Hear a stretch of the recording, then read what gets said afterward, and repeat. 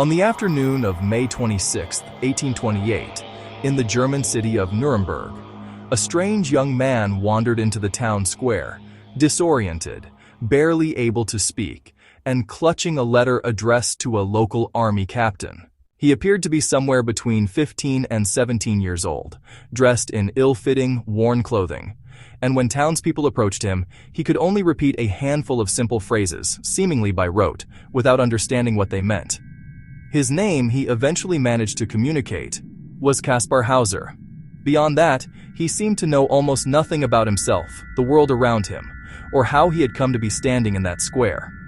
What followed would become one of the strangest and most debated mysteries of 19th century Europe, a case that captivated an entire continent and remains unresolved to this day.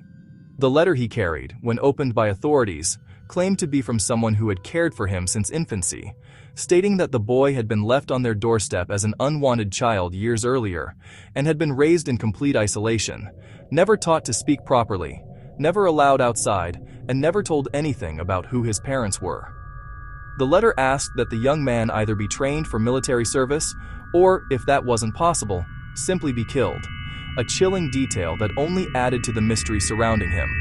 A second, older letter, enclosed with it, allegedly written years earlier by his mother, indicated the boy had been born in 1812 and hinted, without stating outright, that his father had been a cavalry officer, information that would later fuel one of the most explosive theories in the entire case. As authorities in Nuremberg investigated, they discovered something almost impossible to believe.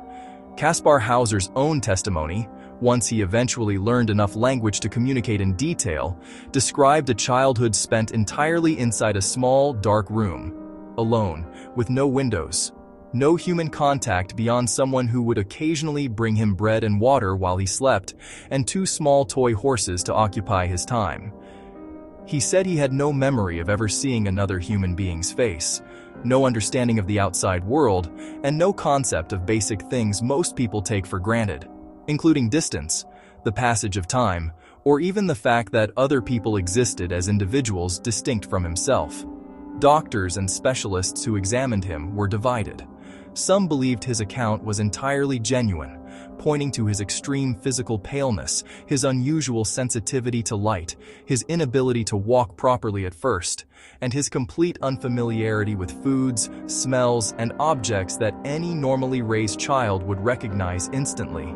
Others suspected, given how quickly he began learning to speak, read, and write once exposed to society, that at least part of his story might be exaggerated or fabricated, whether by Kaspar himself or by whoever had orchestrated his sudden appearance. Kaspar Hauser quickly became a minor celebrity, taken in by sympathetic citizens, tutors, and eventually a British nobleman fascinated by his case, who studied him and wrote extensively about his development.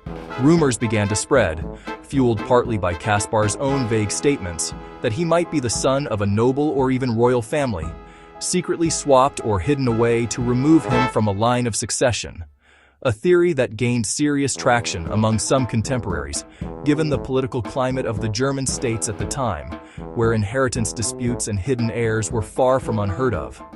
Then, in October of 1829, roughly a year and a half after his mysterious appearance, Kaspar was found bleeding from a wound on his forehead, claiming an unknown man wearing a black mask had attacked him in a cellar.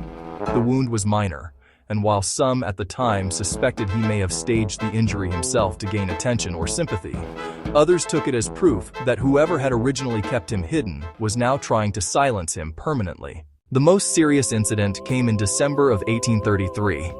Kaspar Hauser stumbled home with a deep stab wound to his chest, claiming a stranger had lured him to a nearby park under the pretense of giving him information about his true parentage, then attacked him without warning.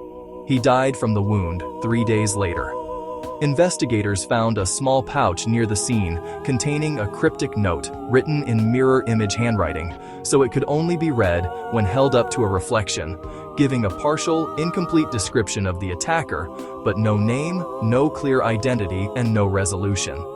Some historians and contemporaries at the time believed the entire final attack, much like the first, may have been self-inflicted, possibly an accident during an attempt to fake another attack for sympathy or attention that went fatally wrong.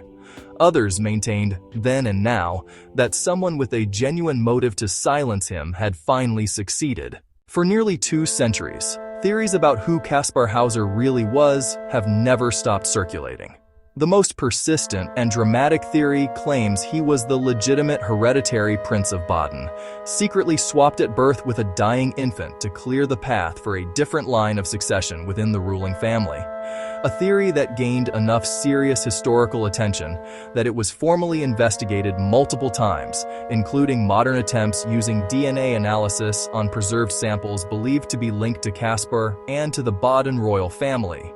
Those DNA results, conducted in the 1990s and again more recently, have been inconclusive or contested, with some analyses suggesting no match to the royal bloodline and others facing criticism over sample contamination and chain of custody concerns, meaning the question has never been definitively closed either way. Other historians dismiss the royal swap theory entirely, arguing Kaspar Hauser was more likely a troubled young man, possibly with a history of confinement by an ordinary family for reasons never uncovered, who fabricated or exaggerated elements of his story as it gained him sympathy, attention, and support from wealthy patrons, and whose eventual death may have been self-inflicted, rather than an assassination. What makes the case endure, even now, is that both explanations require you to accept something deeply strange.